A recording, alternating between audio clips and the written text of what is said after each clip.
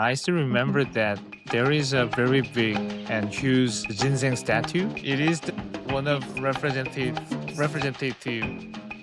You should put a picture up over here now. Yeah, okay. I will the put the ginseng. picture of it. Ginseng. Unbelievably Our famous ginseng. huge, actually. So I was so surprised. Yeah, so like in Korea, like almost every county or every little town is known for something, and our town was known for ginseng. So we Ginseng. had a statue. Yes, we had a ginseng statue that was at the entrance the of bridge? our town. In front of town. At the bridge. But yeah, the design of the statue is very questionable. Yeah, the listeners will imagine. And I will just put the picture and they will just freely imagine. Yes, you can decide for yourself what they were thinking when the design it. Simone. 안녕하세요, 선생님. 네. Simone, just to pretend we just started our recording, okay?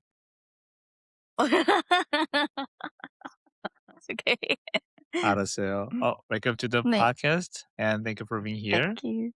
Thank you so much Yes. for inviting me, Sam. Yes, Simone. For the listeners, could you please introduce yourself? Okay.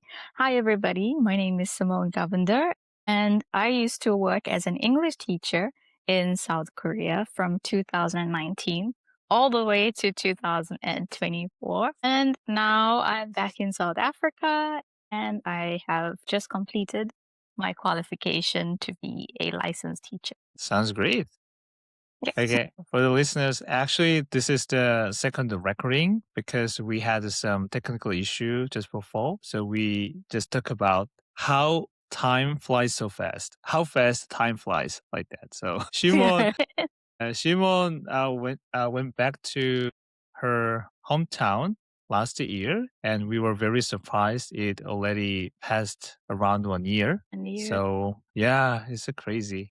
Oh my gosh. Can't believe it myself. Yeah. It feels like I just left Korea, like literally like yesterday. I miss it so much. I miss it a lot. Yeah. Okay. Simone, and now you are looking for the opportunity as an English teacher in Japan as well. So how's the Yeah. progress? So far, I'm still waiting on a response. So I applied to the JET program, which is the equivalent. Okay, I wouldn't say it's the equivalent. It's kind of like the EPIC program in Korea. So with the JET program, they recruit teachers from a lot of different countries, not just English speaking. I mean, not just the 7 native speaking countries. So the process is quite long. I applied in October last year and I went for the interview in January. So I'll only hear back around May or in April whether I got the job or not. Yeah. Okay. I was about to ask you, and actually it sounds very similar with the Korea's EPIC program. You said the JEP program, right? Yeah. But you already explained it. Okay, it is really cool. By the way, Shimon, why did you apply for the job in Japan? So I had it on my mind that, I wanted to continue to teach English because when I went to Korea, initially I just wanted to go for 1 year and it turned out to be 5 years. Corona did play a big part in it. But when I went to Korea, I realized I actually really enjoyed teaching because previously I was working at a university in South Africa. I worked there for like 5 years and I couldn't get like a full-time post there. So I just decided, you know what? Let me just try this English teaching thing overseas. And I did. And it was one of the best experiences I ever had. So I think after like a year of working there, I wanted to apply for the JET program because I thought, okay, kill 2 birds with 1 stone. You get to teach, which I love teaching, and you get to see another country. But when I wanted to apply, Corona happened and, the borders were like locked down. I couldn't leave Korea. So I ended up just staying in Korea, which I don't regret at all. But I think now is the time for me to explore other countries. Yeah, sounds really cool. Your another journey is just to begin. Yeah, and I'm not that far from Yay. Korea. I can come anytime I want to now. Welcome to Korea. Anytime. whenever you want to visit. Yeah. Shimon, as we talked Yes. earlier, today's our main topic is your experience about the Korea. Yeah. So we wanted to talk about your experience and your point of view. You worked here in Korea as native English speaking teacher, and you worked in Chungcheong, Jincheon first. Jincheon Cheon. first, and then you moved to 증평, right? Jincheon. Yes. Yes. In Chungcheongbuk-do. Chung yes. So we want to hear more about your story. You worked here for 5 years. It's really Mm-hmm. interesting. So yeah, let's talk about Yes. Korea's English education system Ooh. as well. So the first 2 years, Mm. I actually applied through the EPIC program, but I kind of got recruited through that program to an education center. And the contract there, you can only work at that time, you could only work there for like about 2 years. And then you had to leave. So that education center, basically it was like an English camp Mm. where all subjects were taught in English. So you could teach like culture, but your culture needed to be taught in English. You could teach science, but science had to be taught in English. And it Mm. was kind of like a fun way of getting the kids to learn the language because we had a lot of games. Like we had to gamify the whole lesson just to keep the kids interactive and engaged. So we had a couple of camps. So kids will come in, maybe elementary school students will come in for a 4-day camp and they'll stay at the center. So we had to make it exciting for them, something different from the normal schooling system, winning prizes, snacks, candies, doing like scavenger hunts, Mm. song contests, but the whole experience at this camp was done in English. And then Corona came around and then we had to change the entire program because the whole point of that camp was that kids come to us. And now we can't have that, risk of having kids being infected. Mhm. So now we literally sat, I think, for 3 months not knowing what to do because we weren't sure. Like, I think the whole world wasn't sure what was going to happen.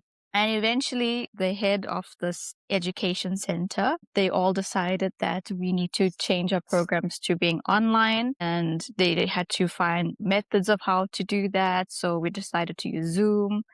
So the transition wasn't difficult, but what was difficult was the interaction with teaching online because the energy that you get from actually being in a classroom with students is different from being online. And so we've experienced the kids like not wanting to speak while we were online, and some of them will turn their cameras off. They'll use masks, so you're not sure whether they're actually saying the words in English. So trying to engage with students online was a bit of a challenge. So you had to try and think like, how can I get the student to participate? So we try to do it in smaller groups, not a large group, because students can get lost. So I think we had 5 maximum per class. So that was a challenge. And once the rules were a little bit more lenient in terms of how we operate this education center and our programs, Mhm. we started doing moving camps, which we were doing previously, but now we were going more often to the schools just so they can have that experience of what an English camp was like. Mm. And we'll do like games, and then they'll come to our little classrooms. We'll teach them. At that stage, we were teaching about the SDGs, the UN's SDGs, Sustainable Development Goals. And Mhm. each teacher had a Sustainable. different goal. Yeah. So each teacher had a different goal. They had to teach the kids in English and make the lesson fun. Mm. So mine was about like sustainability. So I decided to talk about how we can upcycle fashion and make it more sustainable. Mm. So the kids had to I take like old clothes and I'll ask them to kind of design a new item of clothing with this. Instead of buying more clothes, what can you do with something that you already have? Yeah, and other teachers had different topics that they taught the kids. So that was that was actually pretty exciting. I really liked working at that center because you didn't have the same syllabus to teach like the whole year. There was always something new, always a new program that you had to be developing. Mm-hmm. I mean, it was maybe we got some complaints from other teachers because you're getting the same salary as other English teachers who are just teaching the same thing the whole year, and we're working from 9 o'clock to like 9 o'clock at night. You get like 2 lunch breaks in Mm, between because it's a camp. But I mean, it was fun yeah. and it kept you on your toes. And I think that experience at that camp actually made me a better teacher Mm, because after my 2-year contract was over, when I went into the public school, they were actually quite surprised because I was like, I had all these ideas that I came with from the English center that I implemented in the public schools that I was at. Yeah, I think that experience definitely helped me think outside the box as a teacher and mm, just helped me improve my teaching skills. Yeah. okay. Shimon, I think you have more experiences that you wanted to share, but I think you just stopped because I'm like, I'm talking because for too long now. but it's fine. Yeah. It sounds like you really enjoyed your job from your English camp to the public school English teacher's life as well. So yeah. Did. Yeah, you did. It was And it also was fun. I up to today. So when I left the school, some of my students started sending me requests on social media to talk to me. They're still up to today. Teacher, we miss you. Teacher, how are you? And it's been over a year since I left the school. uh, Because it was just fun being with them. And I mm-hmm, think when you love your job that much, the mm-hmm, students can feel it. They know that you're genuinely there to teach, you're not there for other business. Because I mm-hmm. know some people come with different intentions to teach in Korea. But for me, it was purely like I did come initially just to teach. Yeah. And the kids are just too sweet, man. Like, I really like the kids. Yeah. I I heard a really lot love of those kids. yeah. I heard a lot of stories from you, how lovely your students is treating you. Mhm. I definitely understand what you thought about it. Shimon, really surprised. I'm not a surprised things, but I already know your attitude, how you treat your job and the student as well. So it's not a Yeah. surprising to me. But what I wanted to say, as you said, you purely enjoyed your job and you just got an opportunity to develop your English speaking. Why I'm always struggle to speak this your It's job, but fine. English teacher, yes. Native English teachers, you're the main job, and you are now qualified teacher. So Yeah. yeah, you This treated this journey in Korea yeah. as a English as was what they call me.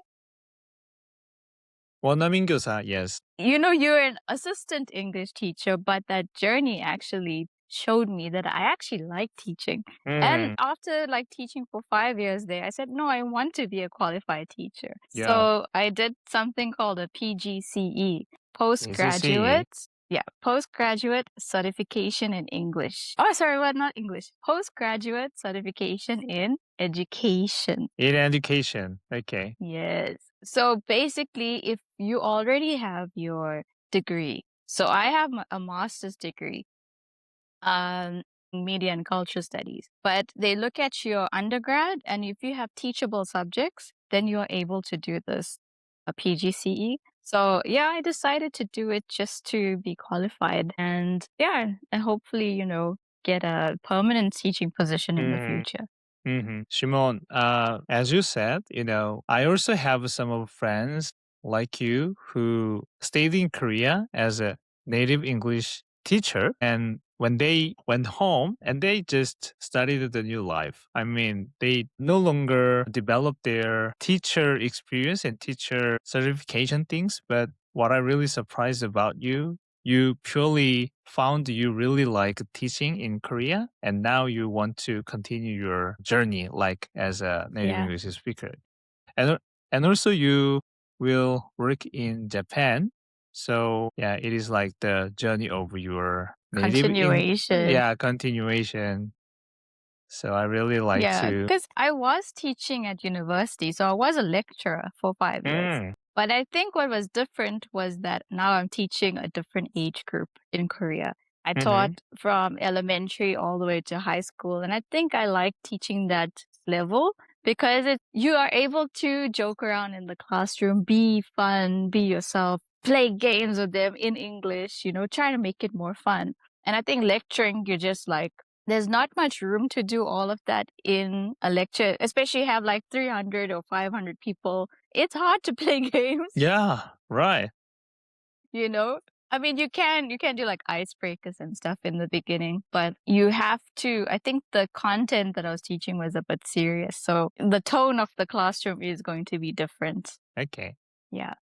Shimon, you just shared your very good memory with the Korea student and Korean life Oh, as English teacher. But was it any the challenging situation working as teacher in Korea? I think the number one challenge that most of us face is definitely the language barrier Mm-hmm.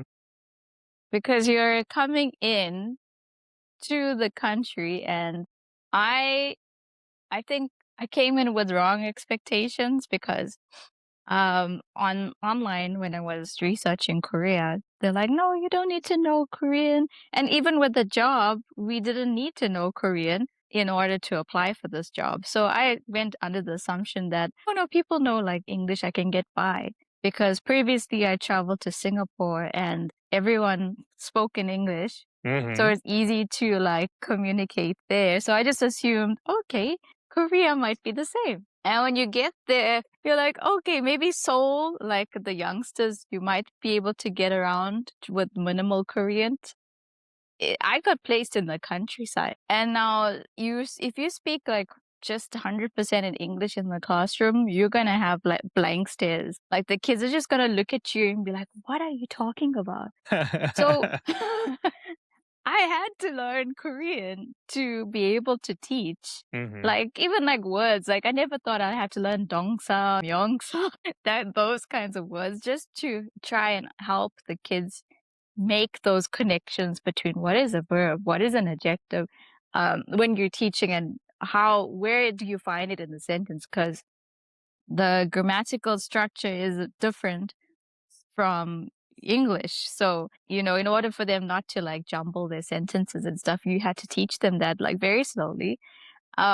And I think if you're speaking in English all the time, you're going to have those kids that don't go to Hagwon that's going to Mm. be left behind. They're just going to be looking at you. So in order for me to kind of like help those kids, I had to start learning Korean and start using some Korean in the classroom to help those kids understand because yeah, they're going to get lost. So I think that was one of the biggest challenges for me, Mm.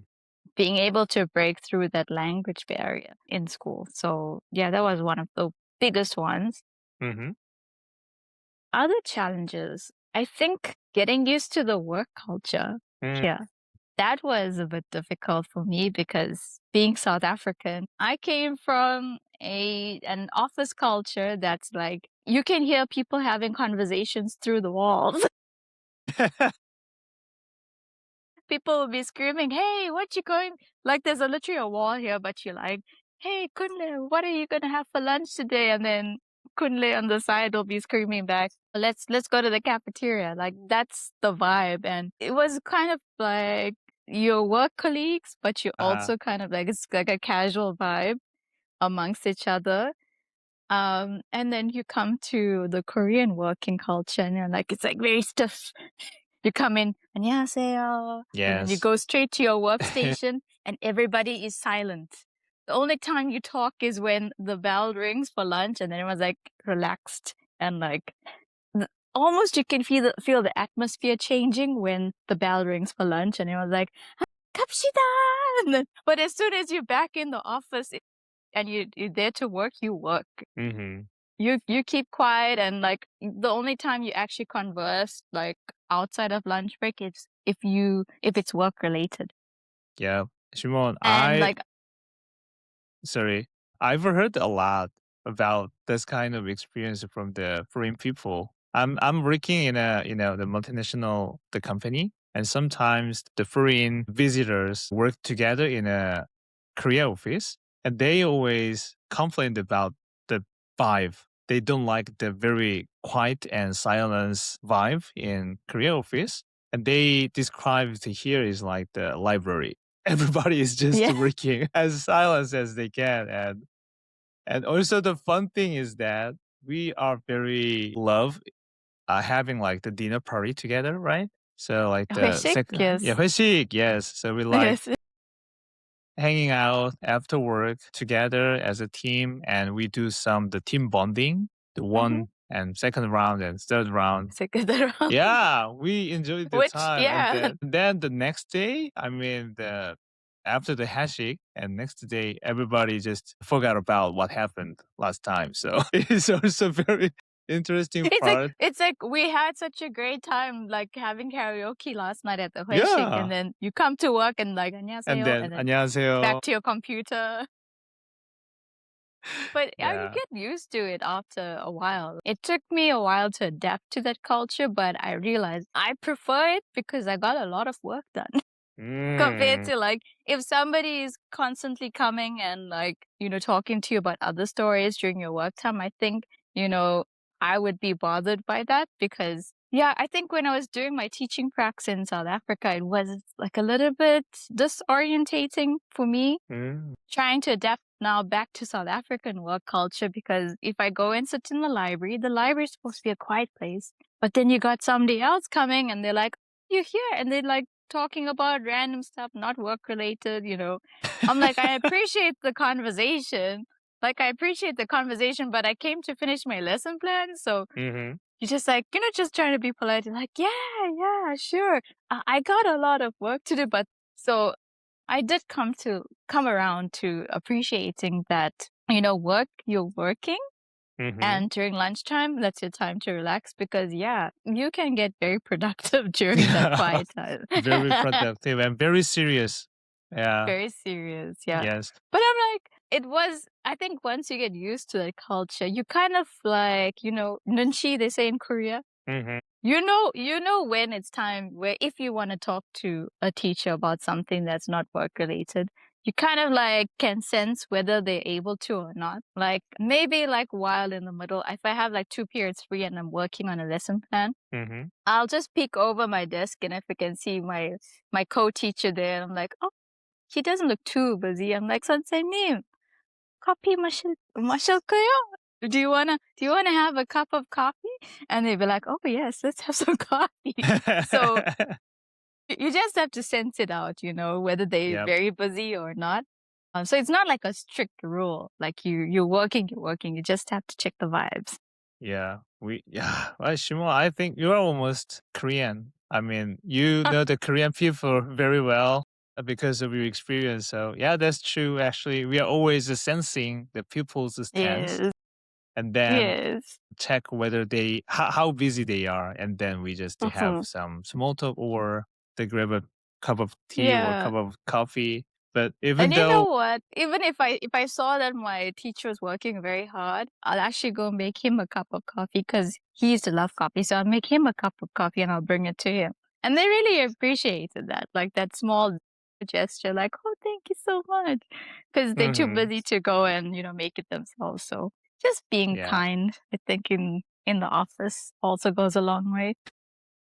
Okay. So yeah, was it difficult like the Korea's the working style and also your the language barrier? That was the two Mm, things you challenged it while you were staying in Korea. I think You after, have a more maybe? oh, you mean challenges? Yeah, challenges and difficulties. I think the major ones are like the language barrier because Mm, if you're unable to speak the language, it's difficult to do most things and you're very reliant on other people. Like I think with you, I used to send you were my Korean tutor. So I used to send you a mm, lot of like screenshots. Sam, yeah. what is this? I remember once I was getting these letters in the mail that was sent to the previous co-teacher and I just saw his name and I just tossed it. And eventually I'm like, let me open it. And it turned out that the gas bill was overdue and I owed like what 600,000 won on that. I was like, what? What is this? So apparently the gas bill was overdue from the time he left, and I remember sending it to you because I couldn't understand what was on this letter.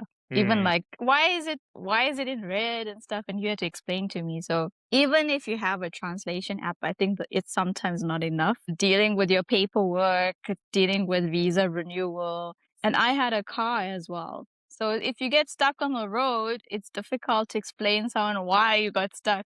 Because once I Yeah. was driving and I don't know what was wrong with my car, but I drove into the parking lot at this grocery store and my car just stopped. The engine Yeah. was running, but I couldn't move the car. And then I got out of the car and I'm like, what's going on? And this Korean man is like, why are you on the way in Korean? I'm like trying to explain to him. So I took out my phone and I used Papago and I told him, Mm. like, it's just not moving. He's like, he took the keys from my hand, got into my car and tries to move it. He's like, oh. And then he's telling me, bohom, 보험. bohom.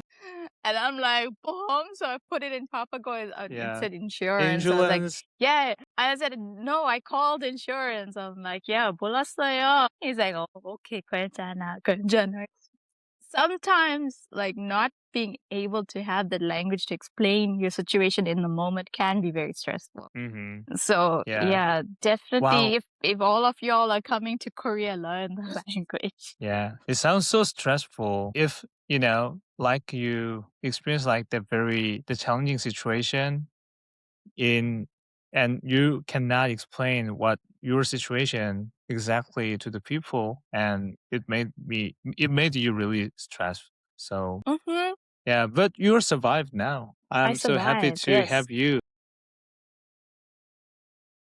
I made it on the other side. Okay, Shimo, let's just switch the Yes. gear.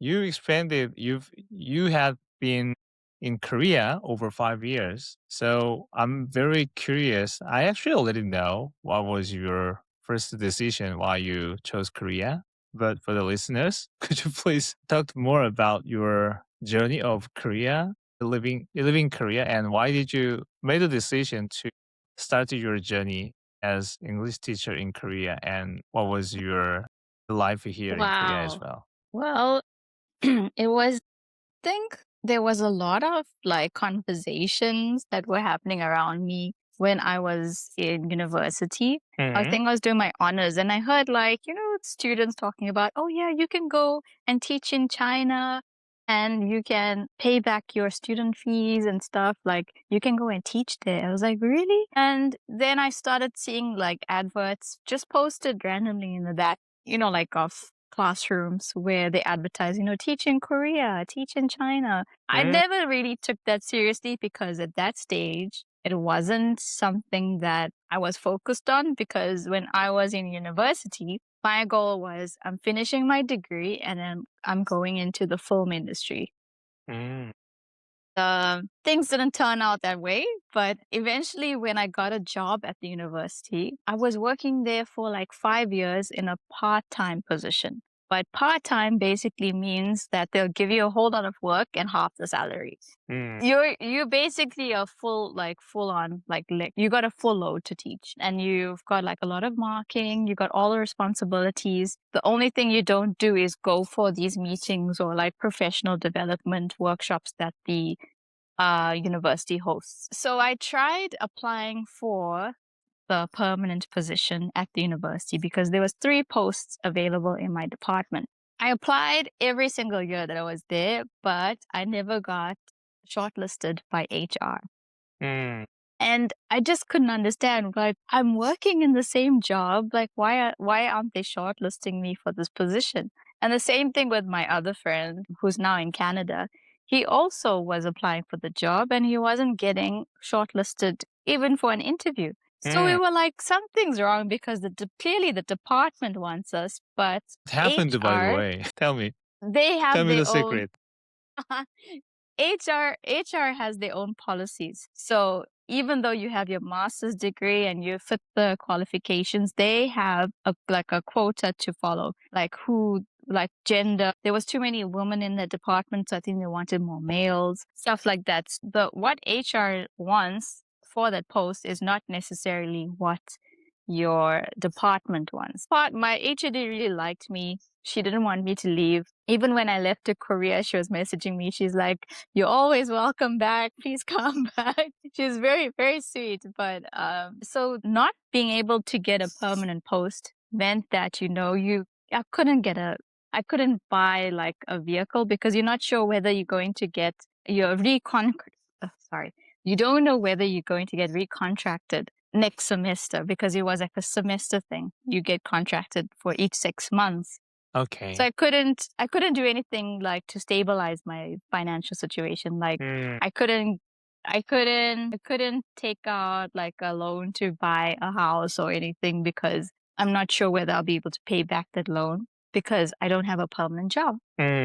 So I think I started thinking about Korea and I was like, I heard people are going to teach in Korea. I don't know why, but that thought just came back into my mind and I started like Googling like teaching in Korea, what is life like in Korea, and like watching all of these YouTube videos of teaching in Korea. I don't even know how I got reminded of that, but I just felt like I need to leave and maybe there'll be more opportunities for me somewhere else. And I just wanted to come for a break. I just wanted to come for a year. So I applied for through Epic and I passed the interview. What was funny was one of the questions was like, what do you know about Korean culture? And I'm like, not much because I didn't know anything about Korean culture. I'm like, I just know there's a band called BTS, but I don't know any of their music. So I thought I wasn't going to get the job, but I eventually did. And I came 6 months before COVID hit. So I was very lucky. Yeah. And that's basically my journey of what kind of pushed me to teach in Korea. And yeah, and I decided to stay for like 5 years. Okay. Yeah. Wow. We don't know what will happen in the future, right? So Yeah, we your don't. your journey sounds really wow. I cannot explain.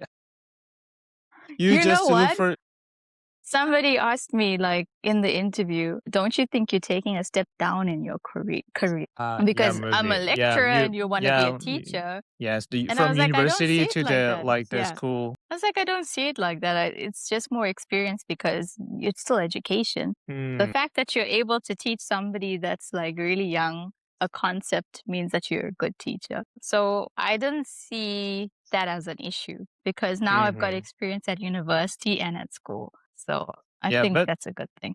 it depends on people, but some people maybe hesitated to take the opportunity because that reason, as you explained Mm-hmm. it, you are working as the lecture. I mean, you are working as the almost the professor, the level of the lecture teacher, right, at a university. Yes. Even it was just the part time, Part-time but status. yeah, Yeah. but you worked Yeah. as And I English was, teacher and in I didn't want Korea. to say, but you know, it was, uh, I do not regret it at all because I was getting paid more in Korea. And Yeah, money is really, important. Yeah. I didn't expect that. Like, the salary is more and compared Mm, like to in the South African currency. But you also getting that opportunity to visit all of these countries around Korea as well yeah, because they're right. so close by. Yeah. Yes. And the flights are cheaper compared to like taking a flight from South Africa to nearby Mm, countries. The flights out, you can get a flight for like 50,000 won to Japan on like an odd day.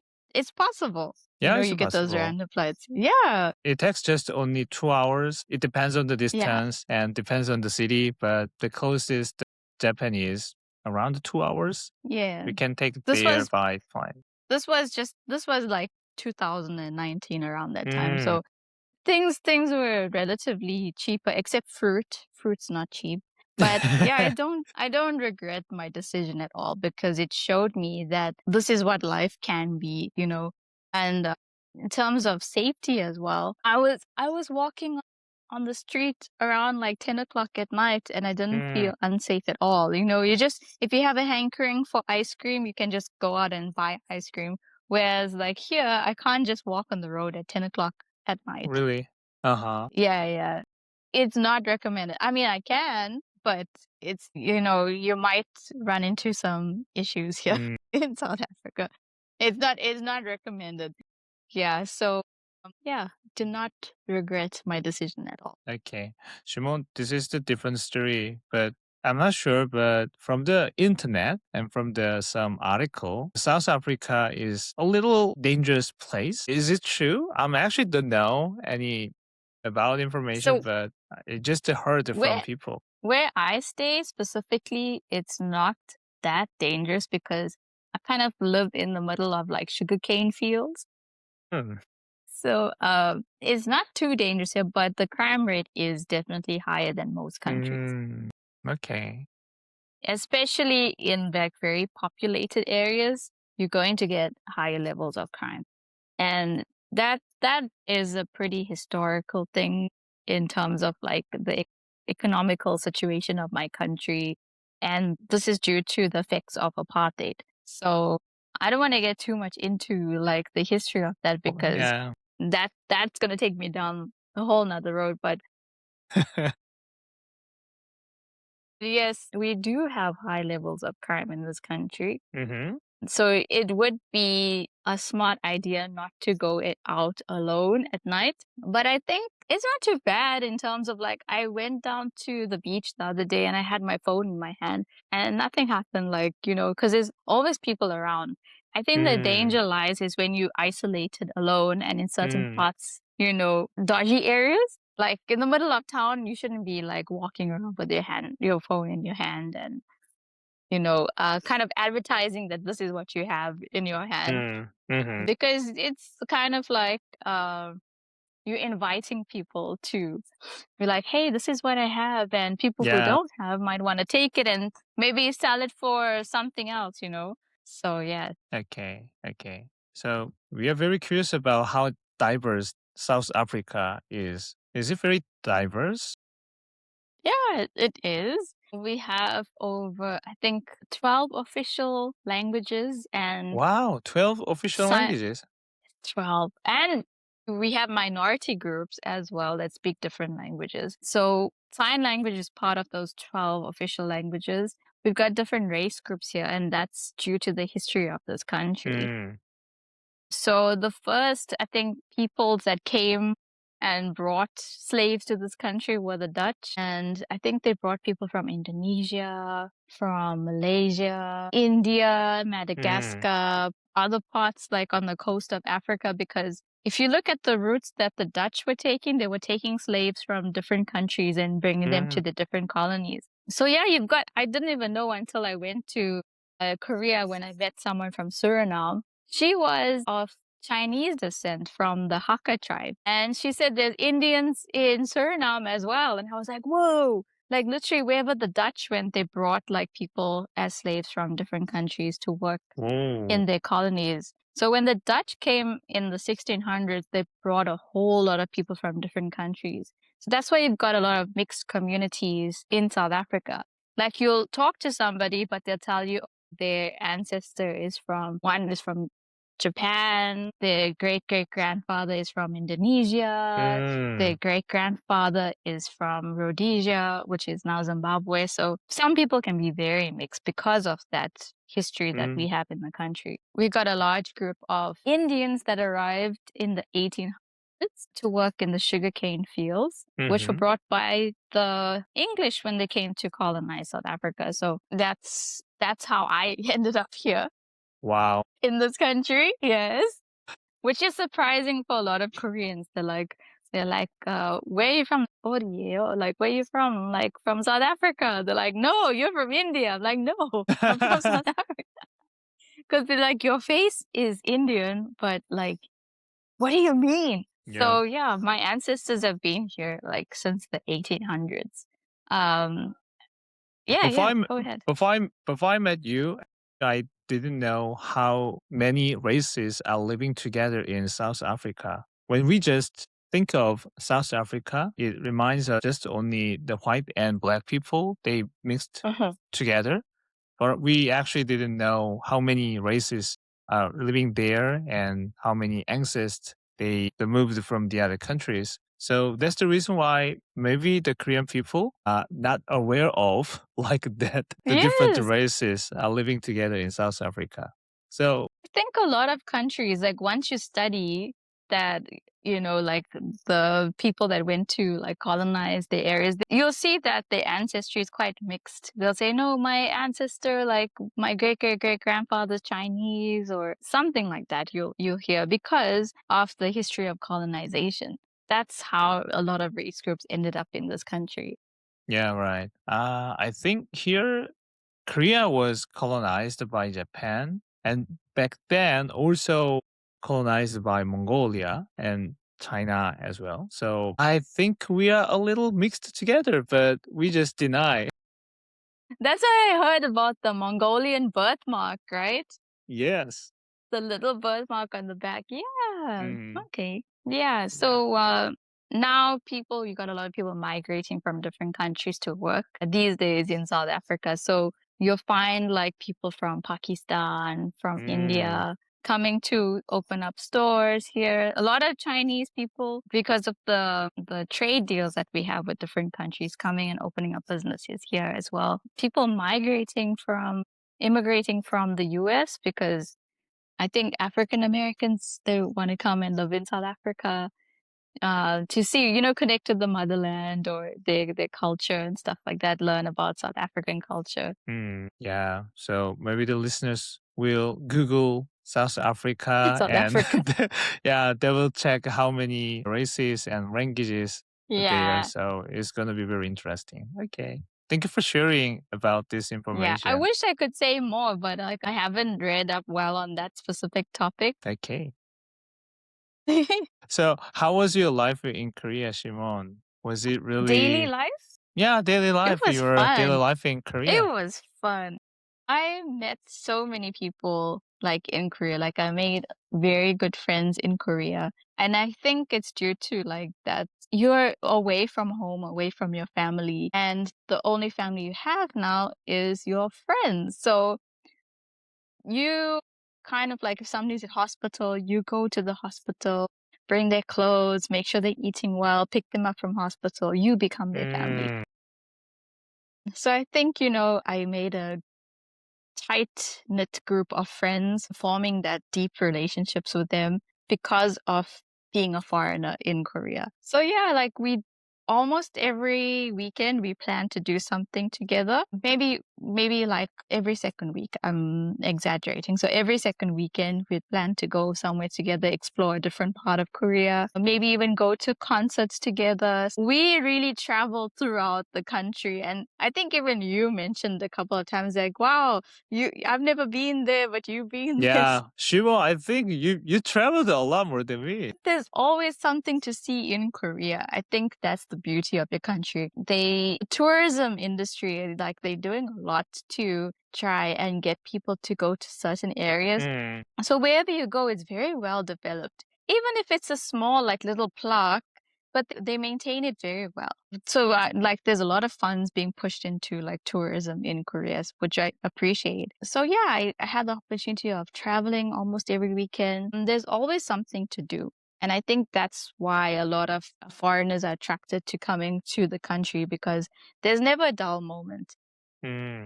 If you're bored, you can go and take a walk in the park and there's some kind of concert happening that's run by the local municipality. And the parks themselves are very well taken care of, very beautiful. Like I lived in Jeung-pyeong, and whoever did like the town planning, they did an excellent job because the park was beautiful. We had like a little flower garden you could walk through. There was a park area where you can have a picnic. There's a track where you can like run around and lots of like food and restaurants. There's a lot of restaurants around that park area. So if you're alone, there's always something for you to get involved in, something to do.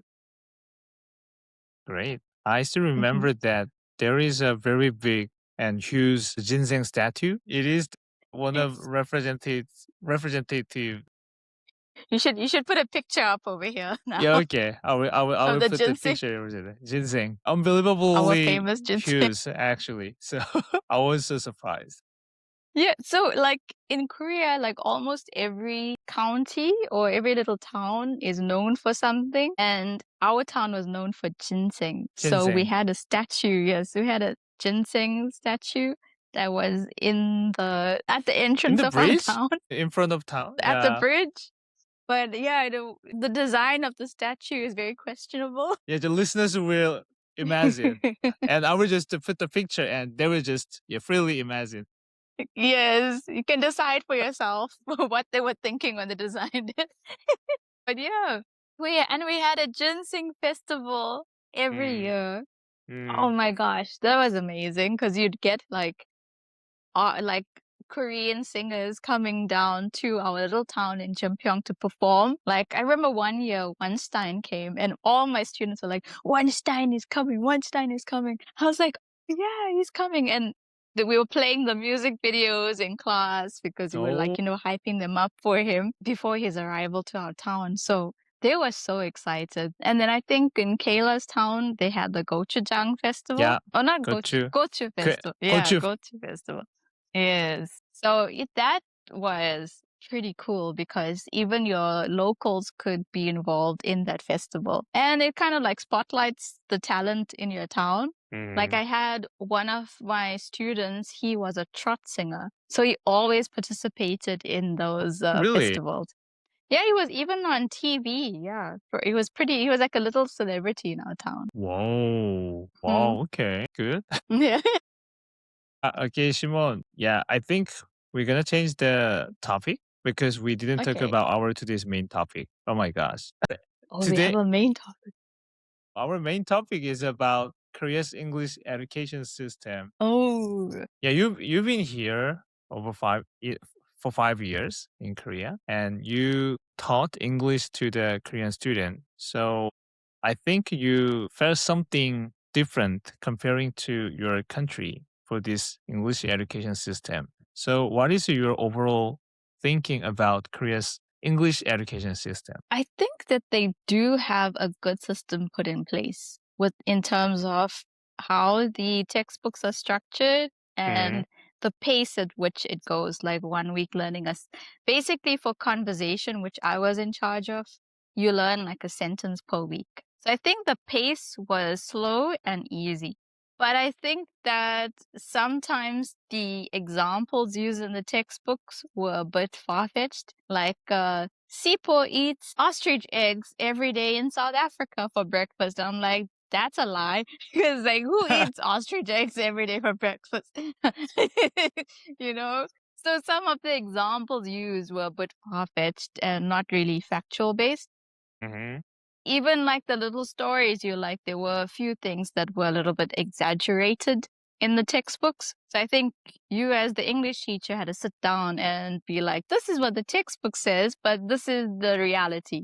So we also had to like be that cultural bridge between the Western world to Korean students to try and show them like, even like some of the examples that were used in the textbooks. It's not something you would actually say in a typical everyday conversation. So we had to try and we'll say, okay, we had to teach it because it's going to come out in the test. But I had to remind the students that if you're talking to a native speaker, you wouldn't actually say it like that because it's not natural. I'm pretty sure you've come across those things when you were teaching Korean, right? Like Yep. something in the textbook, you're like, no, we don't really say it like that. Yeah, it doesn't sound like a very natural. Yes, it doesn't sound natural. So Mm. you have to be able to remind the students that this is not the case in real life. I think one of the issues I had is the motivation from the students because a lot of them didn't really feel motivated to learn English. And then you have like about 5 in the class that's like super motivated, going to Hagwon, doing their homework, want to speak to you in English because their goal was actually to leave Korea and like study. Yes, they wanted to study in America. They were like, no, we're going to go and study in America or go on some exchange program. So they had these goals in mind. But for the students that wanted to stay in Korea, there wasn't any motivation for them to actually Right. learn. And I was trying to encourage them. I'm like, what about if you meet like a foreigner in Korea and you need to help them? You need to be prepared. Like, no, teacher, they can use Papago. It's fine. So I think I realized, at my job that I'm here to teach them English, but there's only a certain point I can motivate them because if it's not intrinsic motivation, then it's pointless me trying to badger them all the time to learn. Mm. So yeah, I try to make the class as fun as possible. And I think that's one of the I'd give like a little star for the Korean education system with teaching English. Mm. They allowed us to actually use a lot of games to teach, Mm. which we didn't have when I was in school. And I don't think that, like, I did my teaching prac last year, and at a high school, there was not much time for playing like games or like gamifying your lesson to teach it in a fun way. I think that's helped the kids to grasp the language a little bit easier, or it was faster for them to learn because you're learning through games. So English time in class wasn't just like you sitting and repeating like a parrot. You're Mm. actually engaging. You're playing games too, like you're using the language to play a game. And I noticed with Korean students, they're very competitive. So that as Very soon as you put competitive. them in, Yep. so as soon as you put them in a team, and you're like, okay, I've got this like choco pies for like the team that wins. They are super motivated, and Mm. you know th- it'll just click with them. They'll use the language to try and reach that goal together to get that choco pie for their team. Mm. Also, I used a lot of like TPR, which is like T touch physical response. I think that's what it stands for, TPR. But like using actions to help them grasp and keep them moving like, oh, Shakespeare, Shakespeare, doing stuff like that. It was very funny for them, but it helped them to remember that this picture of this man, his name is Shakespeare. So the syllabus and like the system actually allowed me to be fun in the class, Mm. do those games, use those techniques in the class, and not like just stick to one method of teaching. Mm. So it was very Mhm. flexible. Mhm. Yeah, so those are some of my thoughts on that topic. Okay. Yeah. With the only issue I had really, another issue was like the tests were a bit difficult because some of the teachers would give me the tests to check if the grammar and the spelling and everything's fine. But Uh-huh. I'd read through it and I'm like, but how is this going to help the child? Because there was like chunks of paragraphs that they had to read. And Shimo yeah, go ahead. yeah. So I have to tell you one thing about that things about test. My generation actually, we are very envy of these days generation that you taught because we didn't have any motivation because back then we didn't have any foreign people surrounded our neighbor and our school. But these days, the young generation have many foreign people and also they have like the native English speaking teacher around there. So they get some support and help from the native speaker, right? But Yes. back then, when I studied English, the teacher was only Korean. Even they are English teacher, never have any experience to live in abroad country. They Oh, yeah. never, yeah, exposed like the Western culture. English was just one of the, how can I explain it? The subject. It was like the Yes. conversation and the speaking like the tools of the communication things. So Mhm. we are always treating English as the one of our subject. So we just studied the vocabulary and just only listening and grammar things. So even though But we got like a really I think when you went to university though, you had like a goal, right? Like you yeah, were motivated because you knew that this is what the goal that I want to reach. So it exactly. made you want to learn English even more, right? But I think when they're in school, it's a bit difficult because at that stage maybe their mind is only like, I want to get a girlfriend, or like I want to become a YouTuber, or like something like that, Yeah. like they have their goals, but they haven't really thought about like concrete stuff in the future Hmm. in terms of like, their career. They haven't really thought about like properly about what their career they Hmm. want to be. Because I taught Yeah. in middle school. So Middle school kids at that stage, they just want to have fun. So I think, just giving them that, I think that foundation of like, this is what English is. And you Mm-hmm. have like the vocabulary, some of the grammar, they have something with them. So in the future, if they decide that they want to continue learning English because they want to, Right. you know, pursue a job that requires English and stuff, they have that, with them, that have that foundation that we gave them in school. So I Mm-hmm. think that's, it's I can't find the word, but I think it's a good start for them. Yeah, I agree with you. And Yeah. also the treating English as like the one of the subject is the necessary to continue to develop, the foundation of English skill. So I really, yeah, I don't deny that is the one of the good things I've learned. But when it comes to the motivation, I think the main problem that the Korean faces these days is that we are not that very diverse. I mean, we just only surrounded by Korean. So we sometimes feel like, why do we need to study English to communicate with the other people? So maybe our generation and the people are very diverse. They got some motivation from outside, from the other country or from the races and other culture things. So, but we are very homogeneous and we are just only Korean. So maybe the motivation level is very low. Very low. Yeah, but I think that's fine because if you want to be in your little bubble, that's fine. It's your goal.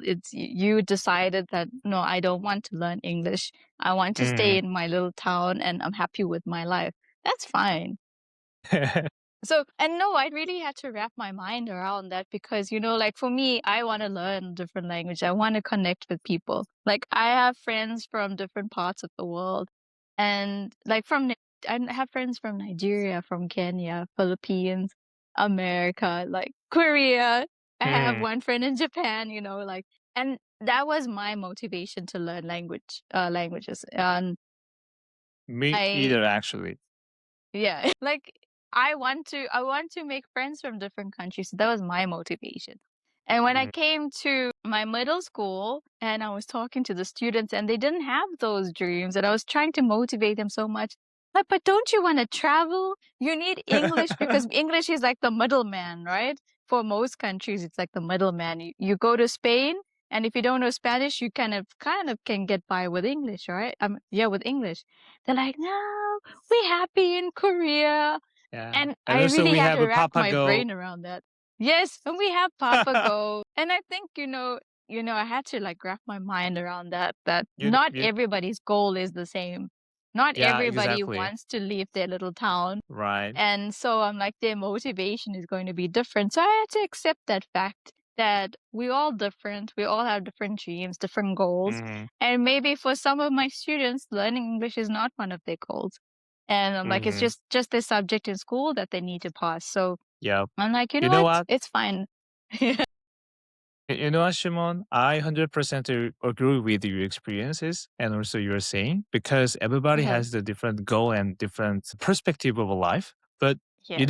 actually, before they really experience the different culture and different country, they never think they want to go outside from their area. I mean, we experience like, we describe this situation like the frog in the pond. They just only see, Aha. they just only see the Yes. sky from the pond. But once they got a chance to go outside and they want to keep going outside, they cannot Yeah. go inside the pond anymore. So It's like me. it was I like me can't as stay in my well. pond. Yeah. So Shimon, that's the really good thing for the student who lives in a rural area like the countryside because they never have any experience like the foreign people like you as Uh-huh. English teacher. So maybe a few students they got a really huge motivation when they meet you and Me then too. they Yeah. just a dream like they wanted to go So outside from I their try to area. give, a little bit of a nudge when I do have conversations with them in the classroom. just to inspire them, motivate them to just, learn English. But there's only a point where I can do it. Like they also need to meet me halfway with that motivation. Mm. But a lot of them, they did try, hey? Like just to talk to me because my Korean was very bad. So they'd really try. They'd really try. They're like, Yeah. oh, teacher, I go. They really try their best to like communicate with me. Yeah, I think just giving them some time to come around to that decision on their own. Just give them time to Mhm. let it marinate. Like I'm here. I'm here if you need to talk to me in English. Right. You're like, but I'm like, I'm just here to tell you that there are opportunities out there if you ever want to Mhm. consider in the future. They're like, okay, Right. teacher. I have to tell you one more thing about the similar experiences. My parents always told me you don't need to travel abroad because Korea has really the beautiful and the wonderful places you've never been. So you just travel around Korea. It's gonna be fine with you. But once I had a chance to travel in Japan, I actually didn't know that.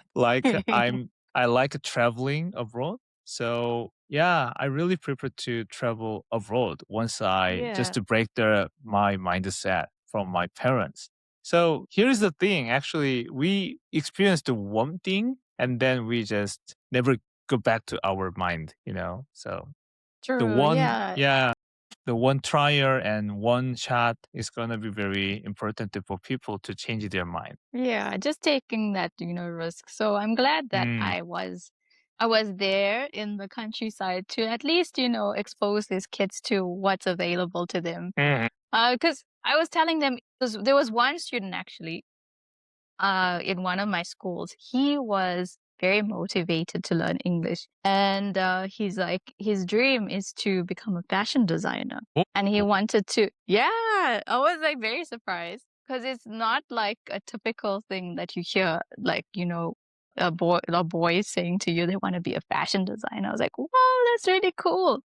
So he always asked me, like, how can he get to the US to study? Because he wanted to study in the US.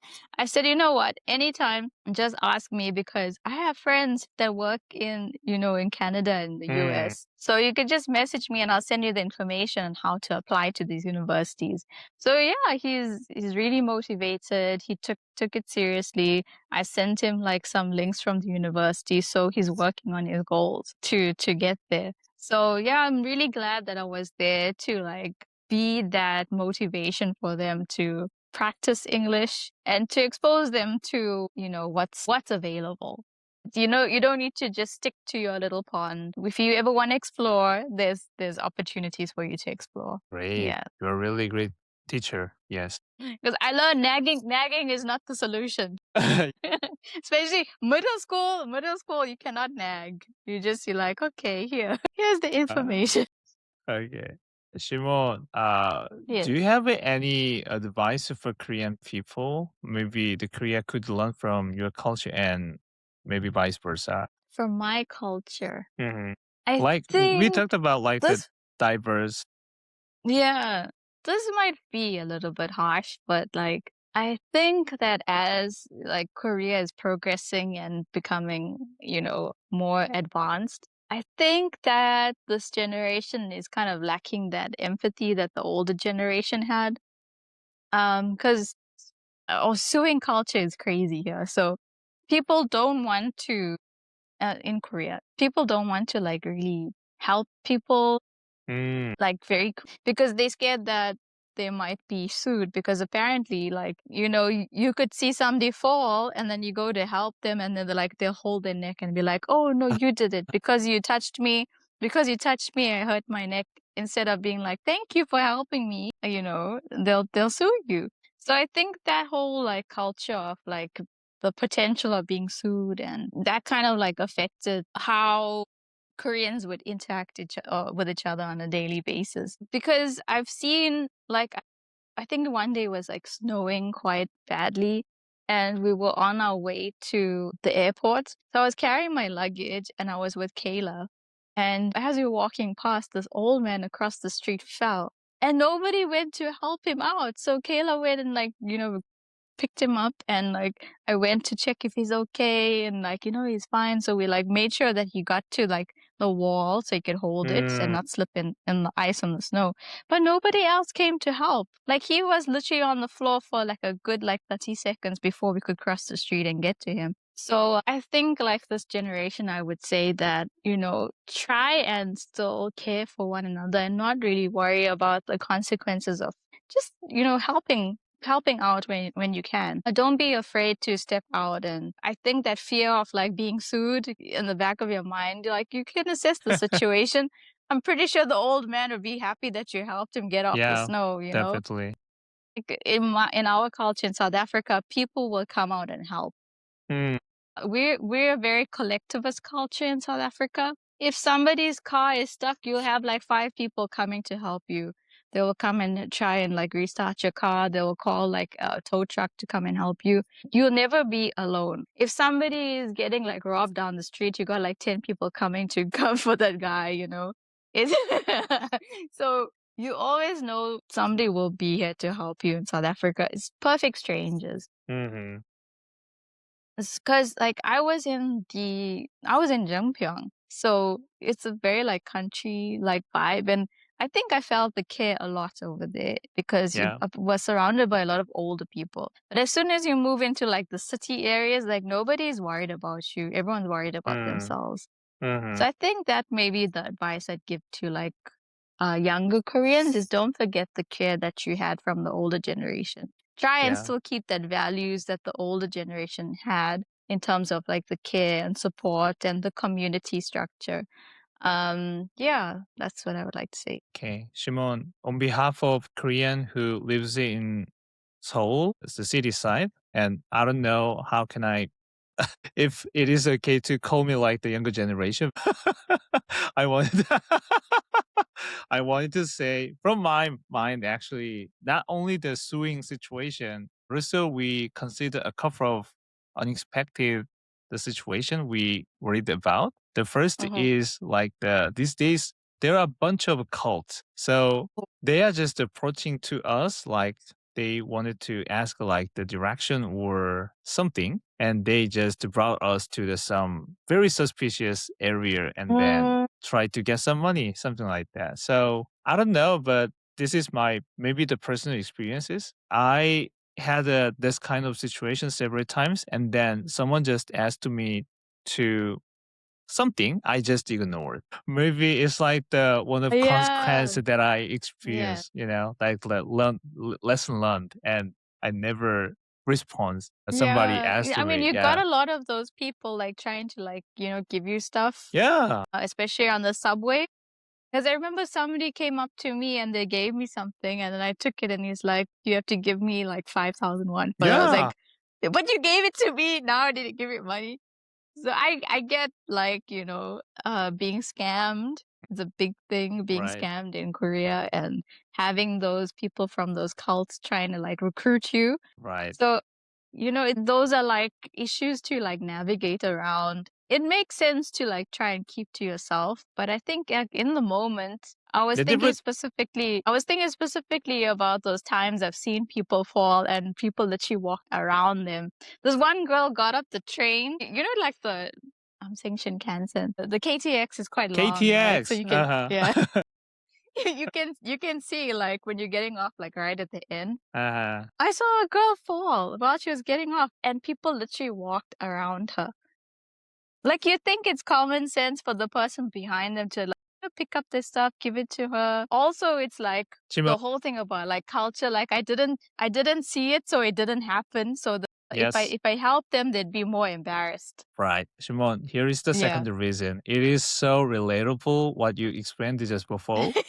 I think this is the main reason that most of people just passed by the some people who has who needs some the help and support because people are so busy. I mean, they always go to some place on time. Let's say in the morning when I commute to the company and someone asks me some like the help, and I think I can do that because I have to go to the office on time, and my You're commuting time is rushing, yeah. always rushing. Maybe someone Mm. asked me to take him or take her to some places, and I think I cannot do that because I have Do to go that, to the work. yeah. Yeah. It's So that city culture, hey? yeah, here. So everybody is Because so like busy. very busy. They always just going someplace. It's And like in there the is no room. countryside, I think it's like it's a bit different. Like the culture in the countryside is a bit different. Because like I think also being surrounded by like older people over there, like they really like they'll stop to help you. Like if your veggies all foul, they're like whoa, whoa, whoa, Mm, whoa, and they're like come and stop and help you. Because like the pace of life and I think the stresses of life might be like a bit different in the countryside compared to like this a city, like a big city like Seoul. The whole mm. vibe is different there, Very, and very different. everyone's like, Bali, Bali, Yeah. let's get Bali, going. Bali. Even in the subway platform, the announcement always says like you can't, you know, you can't run and you can't go down while you are using the escalator, but everybody's just going down Running down. and they're just running, to get the train. So Yes. it is true here. So we are very busy. Yeah. Oh, yeah. You just reminded me. I remember this. I think one of my friends were telling me that there's like Mm. Ajuma got on the bus and like all of her like veggies and stuff fell down. And Mhm. then my friend went to help her and then she was like, very aggressively. She's like, "괜찮아, 괜찮아." No? Like she didn't want anybody to help her. So like I think also avoiding those embarrassing situations, like most of the time people just want to be like, okay, veggies fell Mm. down, you pick it up yourself. So yeah, it's a bit difficult to navigate, but I think your intentions at the end of the day is the important thing. Just wanted to help you, but okay, yeah, at the end of the day, you only can control your own actions. You can't control the other person's response. So Yeah. just try and do your best. Yeah. Yeah, trying to our best. But yeah, Yeah. I know you are how nice you are. People who may refuse to your assistance, but you have really the pure mind and intention to Oh, support like them. you know So what I learned? You know what I learned? Like I don't offer seats. So in opposite, the really? train, yes. Uh-huh. So if you're sitting in the bus To the elder and you see, people? yeah, so you see an older person standing, don't tell them, "Oh yeah, 여기 앉으세요," and stand up because they'll tell you no and they'll carry on standing. So you know what I learned? I learned okay, That's the your old lesson lady. learned in Korea. Yeah, Yes. yes. So they're standing up. So I'm like, I'm not going to say anything. I'm going to just stand and then go and hold the pole and they'll sit down. Because as soon as you make it known that you're like, you're offering them a seat, they're like, no, out of politeness, they'll say no. So just Mm. pretend that you're getting off and then don't say anything. Just let the seat be vacant and then they'll sit down.